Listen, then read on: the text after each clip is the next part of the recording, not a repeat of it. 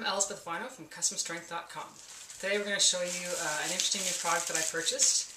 It is a high protein bread, so it's about one slice is 130 calories, about 12 grams of carb, and 14 grams of protein. So we're going to do a bunch of things. We're going to try, see how it tastes, see what the texture's like, toast it, see how it spreads, and just a little starting point. I've got actually a normal loaf of bread here and the high protein one, and as you can see, they're fairly similar in size. The protein one is a little bit larger. So now we'll go to the other test, see what the bread looks like. Alright, so we're going to open this up and see what it's like. Apparently it's got about a 2-week shelf life. Okay, so that's the loaf.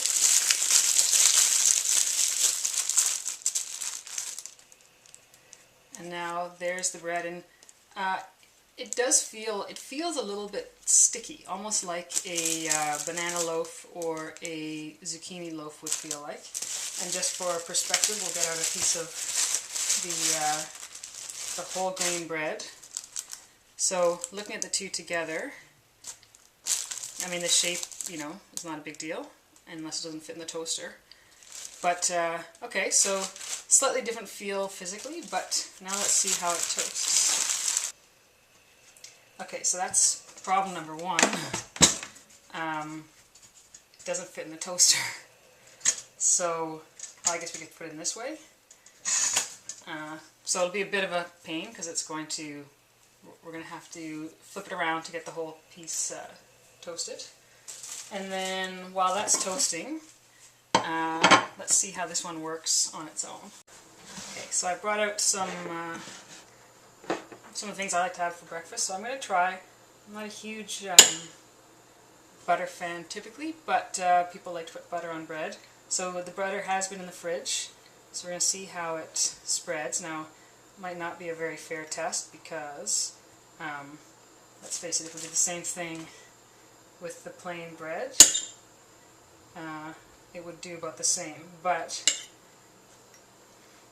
what we are seeing is that this bread, at least it's not getting shredded, right? So we try and spread something on there, it doesn't shred the bread. It's pretty much no different. So I would say that's a wash on the how does it spread butter test. Peanut butter, I'm assuming that would be a bad spread. And sure enough, got our peanut butter on there. And the only thing, it actually feels like the bread's absorbing the peanut butter a little bit, which might actually be a great thing from a taste perspective. I'm just going to cut off this buttery part. And yeah, so cutting it is a little weird too, it's a little rubbery. Now we'll see how it tastes.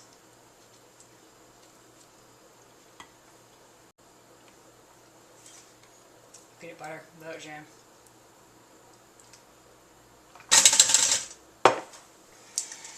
Okay, so kind of burnt that a bit. I probably should have managed that better. But, so the taste actually is not bad. It's not bad. Like, I mean, it's not the same as bread, you know? So if I were to have just a little bit of peanut butter on this piece of bread here.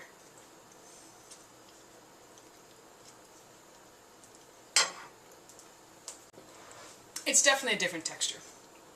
This one definitely a little more uniform in here, whereas the bread, I mean you can see it, right? It's more grainy. But it's not bad. It's not one of those textures that you think like, oh my god, that's offensive. So now we'll see how it is toasted. And personally, I tend to toast my bread anyhow. I'm not really a naked bread eater unless it's a delicious sandwich. Which I'll probably have to experiment with that later as well. And cutting for the toast works quite well.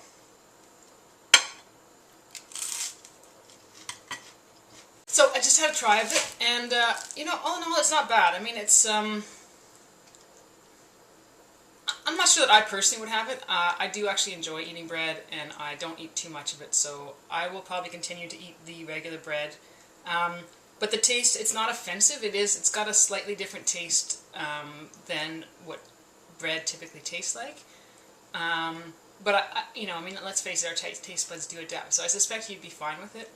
give it a try. Like I said, it's not exactly the same as bread. It's not offensive. It's pretty good. You know, I'll finish this slice and, you know, maybe add a little jam on it because that's what I like.